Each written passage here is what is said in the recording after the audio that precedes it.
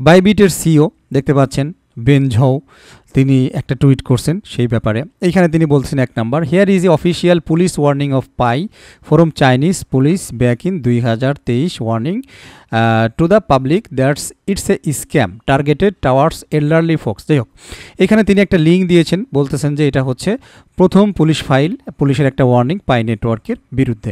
এখন এইটা দেখার পরে অনেকেই মোটামুটি একটু হকচকিয়ে যাচ্ছেন বা একটু চিন্তিত হয়ে যাচ্ছেন যে কিরে, পুলিশেরও একটা ওয়ার্নিং আছে পাই নেটওয়ার্কের বিরুদ্ধে। আপনাদের আমি জাস্ট কয়েকটা কথা একটু বলে যেতে চাই, যদি কথাগুলো মনোযোগ সহকারে শোনেন তাহলে পেয়ে যাবেন। আপনি যে কোনো জায়গায় একটু সার্চ দেবেন বিটকয়েন কেসেস, আপনারা জেনে অবাক হবেন যখন বিটকয়েন প্রথম মার্কেট প্লেসে আসে, ক্রিপ্টো ইন্ডাস্ট্রিতে আসে, তখন বিটকয়েনের নামে অসংখ্য কেস ছিল। এবং সবচাইতে বড় প্রমাণ যদি আমি আপনাদেরকে দেখাই, যিনি তৈরি করছেন বিটকয়েন, সাতোশি নাকামোতো। অরিজিনাল সাতোশি নাকামোতো কে আপনারা কি আজও চেনেন? এক একজনকে এক এক সময় দাবি করা হয় সাতোশি নাকামোতো হিসাবে, কিন্তু অরিজিনালি কে এই বিটকয়েনটা তৈরি করলো, তার বাড়ি কোথায়, তার 14 গোষ্ঠী কোথায়, আপনি জানেন আজও? আপনি জানেন? আপনি একবারও কি স্ক্যাম বলেছেন? স্ক্যাম বলেন নাই। হ্যাঁ, প্রথম দিকের লোকগুলো বলছিল, কিন্তু আপনি আজ কিন্তু বলেন না, আমি কিন্তু আজকে বলি না। আমি যা বলতেছি আপনি একটু মিল করে নেন। অরিজিনাল সাতোশি নাকামোতো অরিজিনালি বিটকয়েন কে তৈরি করছে আপনার কাছে পরিচয় আছে? আপনার কাছে কিন্তু পরিচয় নাই, তারপরও জিনিস কিন্তু চলতেছে। এই বিটকয়েনের নামে অসংখ্য কেস আছে, অসংখ্য মামলা আছে বিভিন্ন কান্ট্রি। আমাদের বাংলাদেশের কথা যদি বলি, বাংলাদেশে বিটকয়েনটা অবৈধ, অর্থাৎ যেটা অন্য কান্ট্রিতে দেখা গেছে যে বৈধ আছে, বাংলাদেশে সেটা কিন্তু অবৈধ। এখন আমি যদি এই বাংলাদেশে অবৈধ এই জিনিসটাকে হাইলাইট করে একটা লিঙ্ক দিয়ে, বাংলাদেশের মনে করেন একটা ওয়েবসাইট বা একটা গভর্নমেন্টের একটা লিঙ্ক দিয়ে আমি কি করলাম, একটা টুইট করে দিলাম যে এই দেখেন এটা হচ্ছে বিটকয়েনের নামে এই কেস আছে, সেই কেস আছে, তাহলে গল্পটা কেমন হবে? তো সেম একটা জিনিস তিনি এইখানে উপস্থাপন করেছে। যদি এইভাবে আমরা ধরতে যাই, কিছুদিন আগে এক্সআরপির নামে কিন্তু মামলা হয়েছে, কতগুলো বছর মামলা করেছে এবং সেইখানে তাদের মামলাটা ঝুলে আছে। এরকম বহুত ক্রিপ্টো পাবেন যেগুলোর বিরুদ্ধে কিন্তু মামলা চলতেছে। আমার কথা মিথ্যা নাকি সত্য আপনি একটু সার্চ করেন। আমি দেখেন শুধুমাত্র এখানে সার্চ করেছি এক্সআরপি সেক, দেখেন চলে আসছে এক্সআরপি সেক সেটেলমেন্ট, সেক ল সুইট, সেক কেসেস, সেক আপিল, সেক নিউজ টুডে, সেক মিটিং টুডে, সে কেস আপডেট, মিটিং, ল সুইট আপডেট, যে কোনো একটাতে আপনি ক্লিক করতে পারেন, কোনো সমস্যা নেই। আপনি রিসেন্টলি এক্সআরপির নামে যত প্রকার মামলা টামলা আছে, কি চলতেছে তার এগেনস্টে সব কিছু কিন্তু আপনি খুঁজে পাবেন। কম্পিউটার সায়েন্টিস্ট তিনি কি করছেন, বিটকয়েনের বিরুদ্ধে একটা কেস কারবারি করছেন।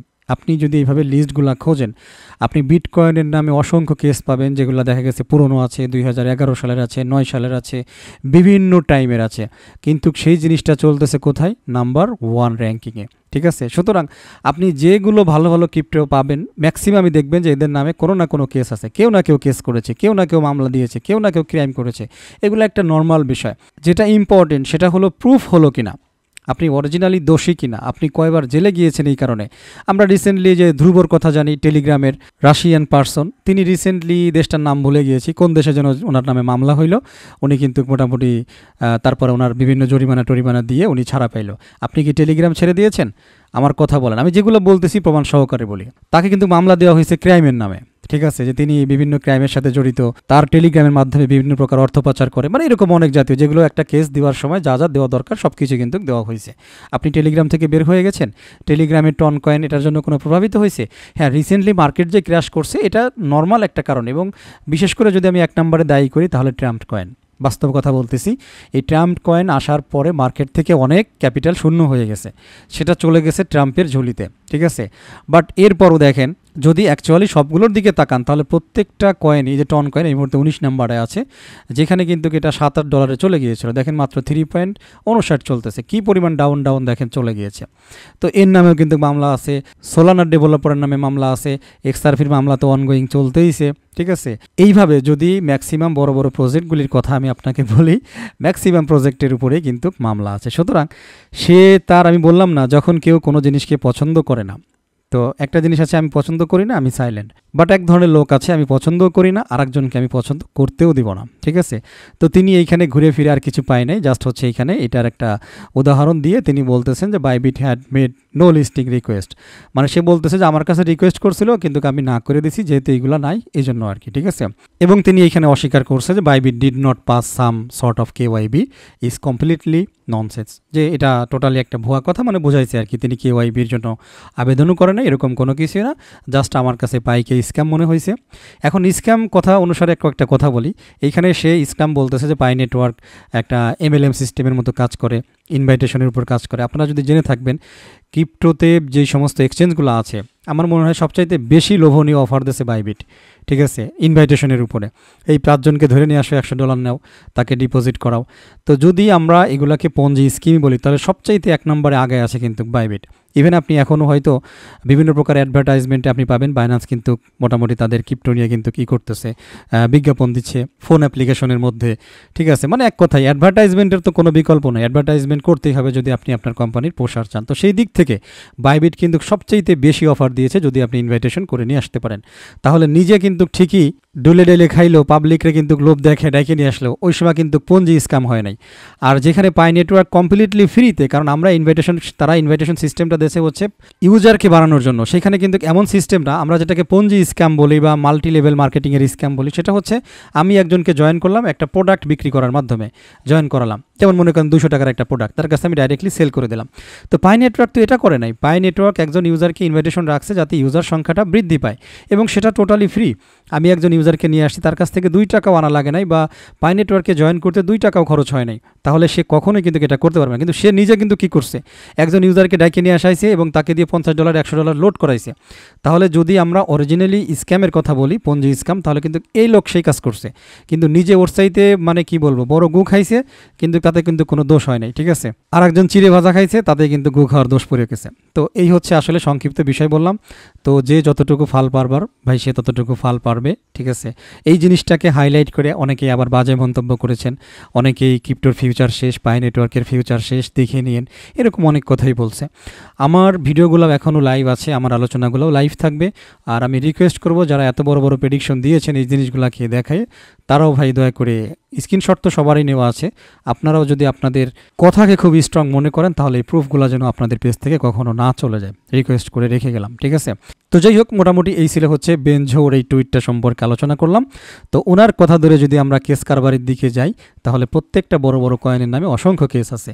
আর পাই নেটওয়ার্ক যদি জালিয়াতি করে থাকে ফ্রি ইনভাইটেশন করে, তাহলে তার চাইতে বড় জালিয়াতি করছে ইনি পেইড ইনভাইটেশন করে, যেখানে শুধু ইনভাইটেশন করলেই হইতো না, সেখানে ডিপোজিট করা লাগতো $50 থেকে শুরু করে $100 এক একজন লোককে ডিপোজিট করাইছে, খরচ করাইছে এই মিয়া, ঠিক আছে। সেই মিয়া কথা বলতেছে, ওই যে খানিকটা কথা বলে না, ওই যে ঝাঁঝর চিনেন হয়তো মুড়ি ভাজে, যেখানে দেখবেন একটা ঝাঁঝরের পিছনে কিন্তু অনেকগুলো ফুটা থাকে মুড়ি বের হওয়ার জন্য। তো ঝাঁঝর সুইকে ডেকে বলতেছে, হ্যাঁ রে তোর পিছনে তো একটা ফুটা। তাহলে বিষয়টা কেমন শোনাইলো? ঝাঁঝর যদি সুইয়ের মাত্র একটা ফুটা সুইকে ডেকে বলে, হ্যাঁ রে তোর পিছনে তো ফুটা, তাহলে কি হইল? তো ঝাঁঝরের পিছনে যে কতগুলো ফুটা রয়েছে সে সেই দিকে তাকাচ্ছে না। তো এই লোক যে ডাইকে নিয়ে আসে এক একজনের $50 $100 করে ডিপোজিট করাইছে, সেইখান থেকে $10 $5 করে ইনভাইটেশন করা মেম্বারসদের কমিশন দিছে। তো এই ঝাঁঝর পাই নেটওয়ার্ককে বলতেছে যে তোমার নামে কেস আছে, তুমি স্ক্যাম করো, আর কিছু বলার নাই, বুঝাইতে পারছি? আর আমি যেটা বললাম এই ঝাঁঝরের নামে যদি কথা মিথ্যা হয়ে থাকে, আপনারা নিজেরা একটু ব্যাকডেটে যান, আপনি বাইবিট অফার নিয়ে ইউটিউবে সার্চ দেন, আপনি এরকম অসংখ্য পাবেন, বাইবিটে জয়েন করেন, $50 ডিপোজিট করেন, এই পাবেন সেই পাবেন, এখনও আছে সেসব ভিডিও, এখনও আছে।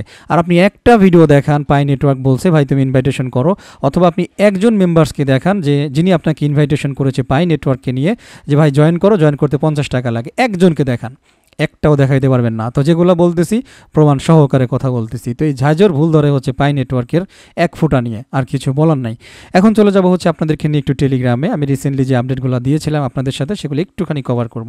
এই টেলিগ্রাম পোস্টটা করেছিলাম যখন পাই লিস্টিংও হয়নি, তার আগেই কিন্তু আমি একটা কথা আপনাদেরকে বলেছিলাম ভয়েসে, দেখেন যদি ভিডিওতে বলেছিলাম যে এই মুহূর্তে পাই নেটওয়ার্কেরও কিন্তু বাইন্যান্স লাগবে, বাইন্যান্সেরও কিন্তু পাই লাগবে।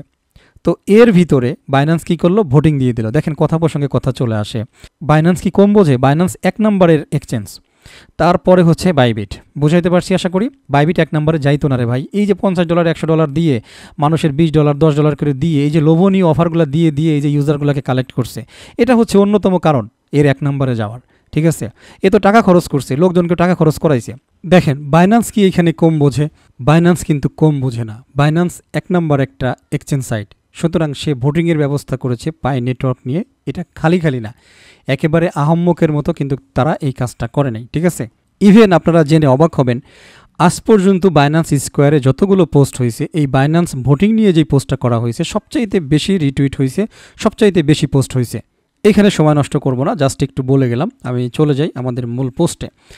তো যে কথাটা বলে আসছিলাম যে এইখানে শুরুতেই গেমটা একটু অন্যরকম হইতো যদি বাইন্যান্স এইখানে অ্যাগ্রি প্রকাশ করতো বা বাইন্যান্স এইখানে মানে একটা ঘোষণা দিত যে হ্যাঁ আমরাও লিস্টিং করতে যাচ্ছি, তাহলে খেলাটা একটু অন্যরকম হইতো। যখন আমি বুঝছি শেষ সময়ে এসে যে বাইন্যান্স লিস্টিং করবে না বা এরকম কোনো ঘোষণা আপাতত দিবে না, ফিউচারের কথা বাদ, আপাতত দিবে না, অর্থাৎ এই 20 ফেব্রুয়ারির জন্য দিবে না, ঠিক আছে, অন্য সময় দিবে, তখন হচ্ছে আমি মোটামুটি একটা বিষয় আপনাদেরকে ধারণা দিছি আমার বিষয়ে যে ভালো একটা প্রাইস না পাওয়া পর্যন্ত আমার পাই আমার কাছেই থাকবে। যেভাবে মাইনিং করে আসছিলাম সেভাবেই মাইনিং করে যাব, কারণ আমি এটা বুঝতেছিলাম যেহেতু বাইন্যান্স এই 20 তারিখে লিস্টিং করতেছে না, সুতরাং আমরা যেইভাবে একটা আশা করতেছি সেইভাবে হবে না। তবে হ্যাঁ, বাকি যারা আশা করতেছে 3 সেন্ট তাদেরটাও হবে না, ওইটাও নিশ্চিত ছিলাম, কিন্তু আমাদের প্র্যাকটিক্যালি আমার আশা ছিল হচ্ছে $5 উপরে। কিন্তু আমি যখন দেখছি যে না বাইন্যান্স আর ঘোষণা দেওয়ার মতো সময় নেই, অলরেডি সময় চলে আসছে, আমি বুঝছি যে এটা কিন্তু এরকম একটা প্রাইস, একটা নর্মাল প্রাইসই সাধারণত হবে। তো এই জন্য আমি আগেই দেখেন এই টুইটটা কিন্তু করে ফেলছি যে কালকের লিস্টিংটা আমার কাছে বিশেষ কিছু না। আশা করছি বুঝাইতে পারছি। তো আমি আগেই প্রত্যেকটা ইনস্ট্রাকশন কিন্তু আমি আপনাদেরকে এইভাবে দিয়ে আসতেছি। ওকে, আচ্ছা, এইখানে there has been a lot of hype around Pi core team with its mainnet launch, অর্থাৎ সরাসরি কয়েন গিকো একটা আর্টিকেল করছে পাই নেটওয়ার্ক নিয়ে, ঠিক আছে। এইখানে পাই ওপেন নেটওয়ার্ক আর কয়েক ঘন্টা বাকি, লিস্টিং নয়, ওপেন নেটওয়ার্ক আমাদের কাছে বেশি গুরুত্বপূর্ণ। এই যে জিনিসগুলো আমি দেখেন আমি নিজেও আপনাদেরকে হাইলাইট করতেছি, কোনটা লিস্টিং নয়, ওপেন নেটওয়ার্ক আমাদের কাছে বেশি গুরুত্বপূর্ণ। কারণ নেটওয়ার্কটা যখন ওপেন হয়ে যাবে তখন গ্লোবালি হচ্ছে বিভিন্ন এক্সচেঞ্জ, তারপরে বিভিন্ন ডেভেলপার, বিভিন্ন অপারেটর, বিভিন্ন শপ ওনার, এরা কিন্তু এগিয়ে আসবে এবং এই প্রজেক্টটাকে কাজে লাগাইতে পারবে, কারণ তখন তো আর কোনো ফায়ারওয়াল নাই। তো এই জন্য নাহলে আমি কিন্তু এইখানে বলতাম যে লিস্টিং এই করেন, এই প্রাইসে সেল মারেন, সেই প্রাইসে সেল মারেন, ঠিক আছে, এরকম কিছু একটা আইডিয়া আমি আপনাদেরকে দিয়ে দিতাম। আমার কাছে গল্পটা এখনও শুরু হচ্ছে, তো এই জন্য দেখেন আমি এইখানেও কিন্তু মেনশন করে দিয়েছি যে পাই ওপেন নেটওয়ার্ক আর কয়েক ঘন্টা বাকি। তার মানে কি, এটা হচ্ছে আগের স্ট্যাটাস, অর্থাৎ এখনও লিস্টিং হয় না। তার আগেই আমি আপনাদেরকে বলে দিচ্ছি যে আমার কাছে মূল ইম্পর্টেন্টটা হচ্ছে ওপেন নেটওয়ার্ক, ঠিক আছে, লিস্টিং না। এটা কয়টার সময় দেখেন, লাস্ট একটা মনে হয় থার্সডে ফেব্রুয়ারি, দেখেন 20 ফেব্রুয়ারি 3টা 4 ভোরবেলা লিস্টিং তো হয়েছে আমাদের দিনের বেলা দুপুর 2টায়, আর ভোর 3টার সময় দেখেন আমি এই স্ট্যাটাসটা কিন্তু করি। বারবার এইটাকে আমি হাইলাইট করতেছি যে লিস্টিংটা আসলে ইম্পর্টেন্ট না। যাক, ফাইনালি আমরা দেখতে পারলাম যে আমাদের পাই নেটওয়ার্ক লিস্টিং হয়েছে এবং সবচাইতে ভালো প্রাইস গেটাইও এবং ওকেক্সে হয়েছে। বিটগেটে সবচাইতে বাজে একটা প্রাইস দিয়েছে। তো নর্মালি আমরা যেটা দেখি নাই সেই প্রাইসটা হচ্ছে $3 উপরে, ঠিক আছে। তো $3 উপরের প্রাইস, বাট আমরা একেবারে আমি নিজে লাইভ দেখেছি $2.88, $2.80 মানে ইজিলি আমি নিজেই সেল করলে সেল করতে পারতাম, আমি এরকম প্রাইস কিন্তু দেখেছি। কিন্তু ওই যে আমি আগেই একটা ডায়লগ দিয়েছি, পাই ওপেন নেটওয়ার্ক, আমার কাছে লিস্টিংটা আসলে ইম্পর্টেন্ট ছিল না, আমি এরকম কোনো পূর্ব প্রস্তুতি নেইও নাই, ঠিক আছে। কারণ আমি জানি যে সত্যি কথা বলতে আমি সেল করব সেই দিনই যেদিন বাইন্যান্সে লিস্টিং হবে, সেই দিনকের একটা হাইপিতে আমি সেল করার মোটামুটি আমার ব্যক্তিগত একটা টার্গেট নিয়ে আমি বসে আছি। তো এই আপডেটটাও আমি আপনাদেরকে দিয়েছি আর কি।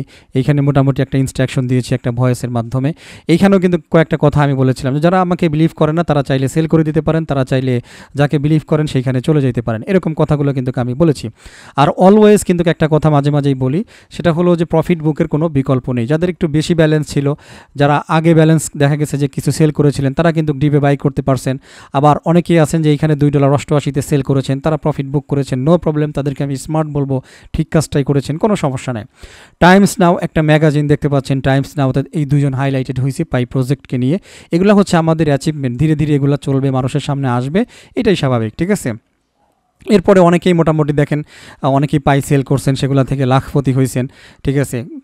আরও কয়েকজনের কথা আমি জানি যারা আরও একাধিক টাকা পয়সা পাইছে, তো কোনো সমস্যা নাই। আর সবচাইতে বড় কথা, মূল অ্যাসেটটা কিন্তু অনেকেই আমরা হাতে করে বসে আছি সেইটার জন্য, একটা কাঙ্ক্ষিত এবং ভালো একটা প্রাইসের জন্য। তো তাদেরকে আমি সাধুবাদ জানাই, ঠিক আছে।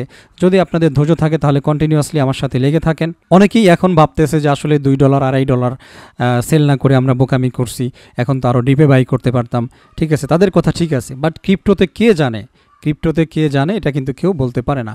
আর আপনাদের জন্য অবশ্যই আমার ইনস্ট্রাকশন ছিল প্রফিট বুক করবেন, ঠিক আছে। মোটামুটি ভালো একটা প্রাইসে যারা প্রফিট বুক করেছেন আমি তাদেরকে অবশ্যই স্মার্ট বলেছি। তবে হ্যাঁ, আরেকটা কথা, অনেকজন দেখি বলতেছেন যে ভাই আপনি যদি বিক্রি করে দিতেন তাহলে তো আপনারই হইতো, মানে আপনি এখন নিচে কিনতে পারতেন, তাই না? এই কথাগুলো কিন্তু অনেকে বলতে পারতো। আমি একটা জিনিস আপনাদেরকে বলছি যে অনেক সময় বিক্রি করে দিলেই কেনা হয় না, ঠিক আছে, 10 জনের মধ্যে মনে করেন 10 জন বিক্রি করে দিয়েছে, আপনি যদি অরিজিনালি খোঁজ নিতে পারতেন তাহলে ওই 10 জনের মধ্যে দেখা যাবে যে 8 জনই আর কিনতে পারে নাই, তাদের ওই টাকাটা তারা খরচ করে ফেলছে। সুতরাং আপনি যেটা বিক্রি করে দেবেন সেটা আপনার কাছ থেকে নাই। সোজা বাংলা কথাই যদি বলি, ওই যে টাকা হাওলাত দিলে যেরকম মনে করতে হবে যে ওই টাকা গেছে গা, কবে ফেরত পাবেন তার কোনো ঠিক ঠিকানা নাই, তো সেমভাবে আরও একটা বিষয় হচ্ছে, দেখেন এইখানে মার্কেটের কথা অনেক সময় বলা যায় না, ঠিক আছে। তো একটা স্বাভাবিক ডাউন আসবে এটা তো আমরা সবাই জানি, সেটার জন্য পূর্ব প্রস্তুতি স্বরূপ ভিডিওতে আগেই বলে দিয়েছিলাম যে আপনারা আনঅফিসিয়ালিও চাইলে কিন্তু কী করতে পারেন, ভালো একটা প্রাইসে সেল করে দিতে পারেন, ঠিক আছে। তো যদি সেই টার্গেটটাও আপনি রাখেন তাহলে এটা যখন লিস্টিং হয়েছে $2.80 যখন আপনারা পাইছেন, তখনও কিন্তু অরিজিনালি আপনারা সেল করে দিতে পারেন। মিনিমাম 50% যদি সেল করে থাকেন তাহলে সেটা দিয়ে অবশ্যই কিনেছেন। এটাতে তো আমি কাউকে নিষেধ করি নাই যে আপনারা একেবারেই সেল করেন না, আমি কিন্তু নিষেধ করেছি ফুল সেল করেন না। আপনারা যদি আমার ভিডিওগুলো, আমার আলোচনাগুলো শুনে আসেন তাহলে দেখবেন আমি সবসময় যেটা নিষেধ করেছি ফুল সেল করতে নিষেধ করছি। আপনি সেল করেন না এটা কখনো নিষেধ করি নাই, বুঝাইতে পারছি, কিন্তু কমপ্লিটলি সেল করেন না আমি বারবার এই কথাটা বলছি। তো ওই জিনিসটাকেই অনেকে আবার নিয়ে নিচ্ছেন যে আমি সেল করতেই নাকি মানা করছি। তো আপনারা ভালো করে আগে আমার কথা শোনার চেষ্টা করবেন, বোঝার চেষ্টা করবেন, আশা করছি এই জিনিসগুলো কাজে লাগবে। প্রাইস কোথায় যাবে 1 নম্বরে আমরা এটা জানি না, আর যেহেতু ভালো প্রাইস হইলে সেলের একটা অনুমতি দেওয়াই ছিল যে আপনারা সেল করে দেবেন এবং যাতে ডিপে বাই করতে পারেন। সুতরাং এই বিষয়ে কন্ট্রোভার্সি করার কোনো সুযোগ নাই বা হতাশ হওয়ার কোনো সুযোগ নাই। এখন ধরেন কোনো একটা কারণে আপনি ইন্সপাইরেশন হয়েছেন, আপনি টোটালি সেল করেন নাই, এখন আপনার মনের ভিতরে খুসখুস লাগতেছে, ভাই আস্তে আস্তে তো শুধু ডাউনেই যাচ্ছে, কি করলাম, সেল না করে কি ভুল করলাম। তো দেখেন আপনার মন মানসিকতা যদি এরকম হয় তাহলে আমি এই ভিডিওটা দিয়েছি অ্যাকচুয়ালি আপনাকে স্ট্রং করার জন্য, আর কোনো কিছুই না, ঠিক আছে। একটা সময় আমাদের আসবে, আমাদের কাঙ্ক্ষিত রেজাল্ট, আমি আবারও বলতেছি, যতদিন বাইন্যান্স ঘোষণায় না আসবে ততদিন আপনারা এটাকে ভালো একটা প্রাইসে পাবেন না, এটা আমার কাছ থেকে বুঝে নেন। এটা আগেও বলছি, এখনও বলতেছি, বাইন্যান্সের দরকার আছে আমাদের। বাইন্যান্সের ঘোষণা যদি আসে তাহলে এটা ইনস্ট্যান্টলি $2-3 $4-5 আবারও পার হয়ে যাবে, এটা আপনারা দেখে নিন, আমার কথাটা মিলাই নিন। যদিও অনেকেই প্রেডিকশন করছে, আজকে দেখলাম অনেকে কমেন্ট করছে যে এটার জীবনেও নাকি $2 উঠবে না, লিখে নিয়ে স্ক্রিনশট নিয়ে এরকম অনেক কথা দেখলাম আর কি। যাই হোক, এখন একটা কথা বলি, একটা এক্সাম্পল নেন। ধরেন একটা লোক আপনাকে একটা সরকারি চাকরি দিছে, সরকারি চাকরি দেওয়ার সময় আপনাকে বলছে যে ভাই তুমি যদি 10-12 বছর চাকরি করো, 15 বছর পরে তুমি 20-22 লাখ টাকার একটা প্রমোশন পাবা, এরকম আপনাকে বলল। এখন আপনি চাকরিটা নিলেন, অফিসও করলেন 1 মাস, 1 মাস অফিস করার পরে প্রথম বেতন দেওয়ার দিন আপনি বেতন নিলেন আর বললেন কি ব্যাপার ভাই, আমার 20 লাখ টাকার পেনশন কই। তো এই কথাটা যদি আপনি বলেন তাহলে আপনার চাকরি থাকবে নাকি আপনার কষে মুখ পেছে একখান থাপ্পড় মেরে দেবে? মানে আপনি বলেন, কারণ তুমি 1 মাস জব করছো, 1 মাসের বেতনটাই না তুমি নিবা। তুমি আজকে যদি ওই 15 বছর চাকরি করার পেনশনটা তুমি চাও তাহলে তো এটা হবে না। তো পাই নেটওয়ার্কের যারা মাইনার্স আছি, যারা হয়তো পেওনিয়ার্স আছি, যারা মাইনিং করছি, এয়ারড্রপ দিয়েছে, লিস্টিং হয়েছে, তো এই লিস্টিংটা ওই 1 মাসের বেতনের মতো নেন। আপনি যদি আজকেই পাই নেটওয়ার্কের পুরো ফিউচারটাকে নিয়ে আসতে চান, এই লিস্টিংয়ের সময় যদি আপনি একেবারে মানে কি বলবো, বিমানের টিকিট মিকিট কাটিয়ে বসে থাকেন, লটারি মটারি করে বসে থাকেন, $1000 প্রাইস হবে, এই জিনিসগুলো ভাবে বসে থাকেন, তাহলে তো আপনি ভুল পথে আছেন। ওই যে লোকটা 1 মাস চাকরি করে পেনশন চাচ্ছে তার মতো চাইতেছেন আপনি। এইখানে আপনার ধৈর্য লাগবে। সবে ওপেন নেটওয়ার্কটা চালু হয়েছে, অনেক কিছু এখনও বাকি আছে, অনেক কিছু বাকি আছে। সুতরাং আপনাকে ধৈর্য ধরে থাকতে হবে। আর যদি মনে হয় যে না দাউদ ভাই আমি পারলাম না, এত ধৈর্য আমার নাই, আপনি উন্মুক্ত, ওপেন নেটওয়ার্কের মতো উন্মুক্ত, আপনাকে কেউ তো বাঁধে রাখে নাই।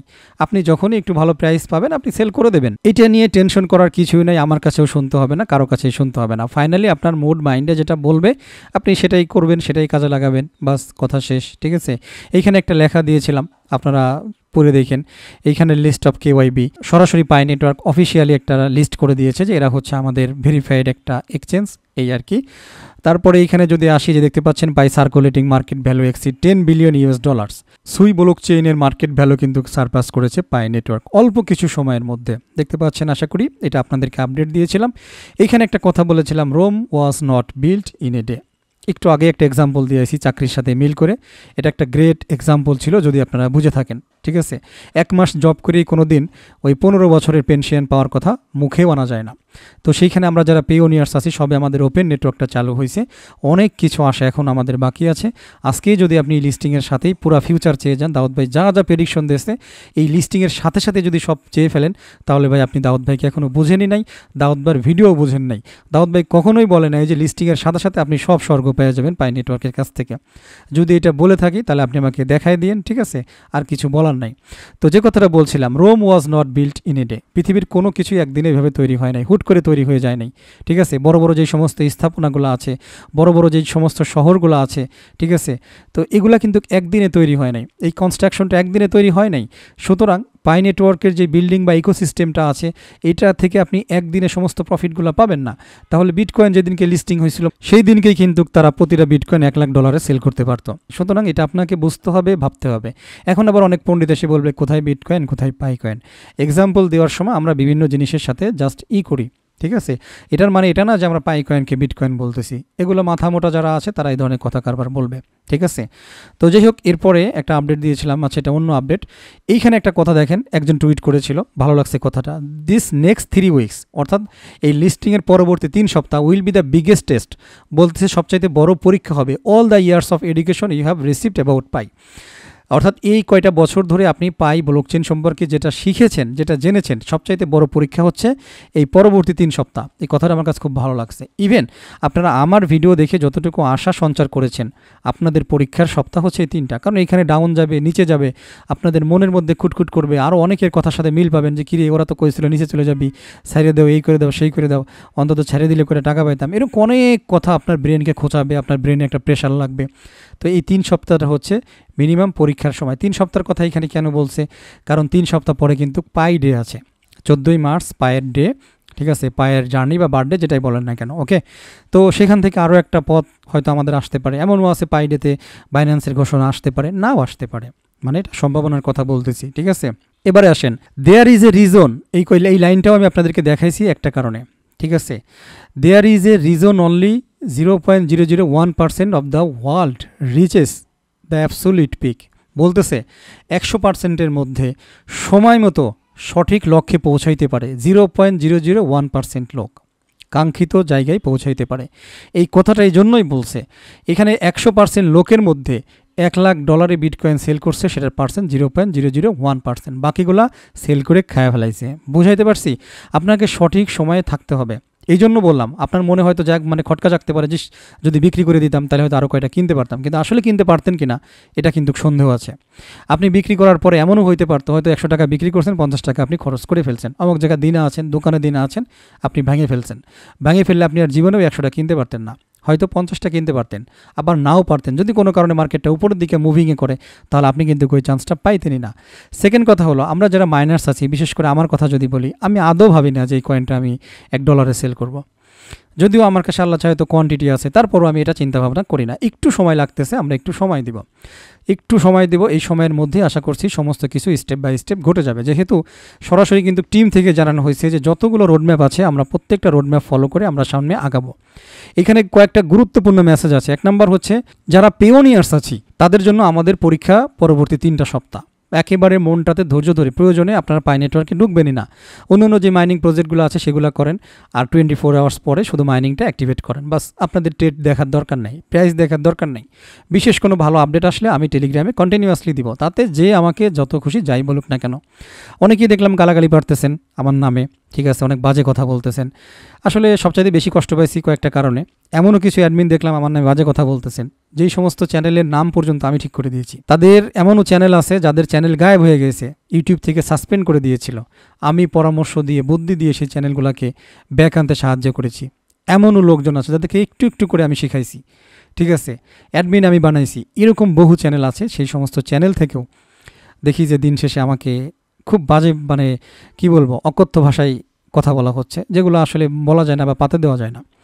তো এগুলার বিচার আল্লাহ তাআলার কাছে ছেড়ে দিলাম। আর আমি গতকালকে সম্ভবত আপনাদেরকে রিকোয়েস্ট করেছি, কেউ সেইখানে গিয়ে কোনো বাজে মন্তব্য করবেন না, কমেন্ট করবেন না। আমি যেহেতু আল্লাহর উপর ছেড়ে দিয়েছি, আপনারাও ছেড়ে দেন। তো আমি যেহেতু গায়ে মাখতেছি না, সে যেটা করেছে সেটার বিচার আল্লাহ তাআলা করবে, ঠিক আছে?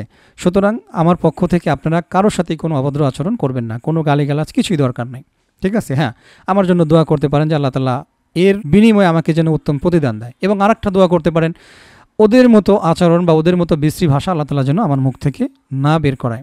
বুঝাইতে পারছি? তো যাই হোক, পরবর্তী আলোচনা চলে যাই। এটা হচ্ছে ওনার বক্তব্য, আমি শেয়ার করেছিলাম।